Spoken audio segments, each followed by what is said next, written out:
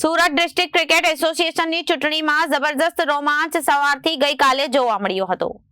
પહેલી વખત Surat district corporative ચૂંટણી જાણે અહેમ સાથે લડાવતી હોય તેવા પ્રકારના દ્રશ્યો જોવા મળ્યા હતા। લાખો રૂપિયાની મેમ્બરશિપ લીધેલા મતદારોએ પણ ઉત્સાહભેર મતદાન કર્યું હતું। હેમંત કોન્ટ્રાક્ટર પેનલ અને સ્ટેડિયમ પેનલ વચ્ચે રસાકસીનો જંગ જામ્યો હતો। લાલભાઈ કોન્ટ્રાક્ટર સ્ટેડિયમની ચૂંટણીનું પરિણામ આખરે સાંજે જાહેર થઈ ગયું અને સ્ટેડિયમમાં પેનલના 18 ઉમેદવારોનો વિજય અને હેમંતભાઈ કોન્ટ્રાક્ટર પેનલના 3 ઉમેદવારોનો વિજય થયો હતો। સ્વર્ગીય હેમંત કોન્ટ્રાક્ટરના નિધન બાદ યોજાયેલી ચૂંટણીમાં પ્રથમ વખત મહિલા ઉમેદવાર તરીકે તેમની બંને દીકરીઓએ ચૂંટણીમાં ઝંપલાવ્યું હતું। યશા અને અક્ષરા કોન્ટ્રાક્ટરનો વિજય થયો છે।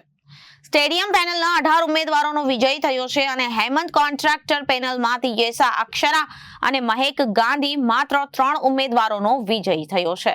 સુરત ડિસ્ટ્રિક્ટ ક્રિકેટ એસોસિએશન સાથે સ્વર્ગીય હેમંત કોન્ટ્રાક્ટરે વર્ષોથી જોડાયેલા હોવાના કારણે મતદારોએ પણ તેમની બંને દીકરીઓને મત આપીને વિજય અપાવ્યો છે।